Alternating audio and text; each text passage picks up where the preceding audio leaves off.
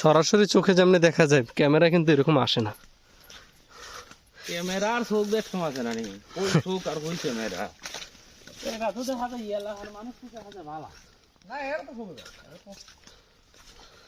এই যে যাইতে বেটা আগে আগে যাইতাছে রাস্তাটা দেখাই দেখাই। তবে কিন্তু রিস্ক আছে, সাপ সব থাকতে পারে এদিকে।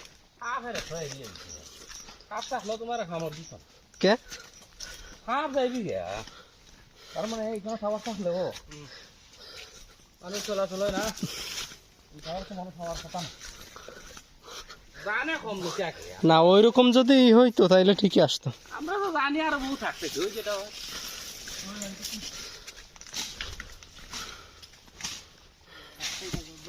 মানুষ মরে গেলে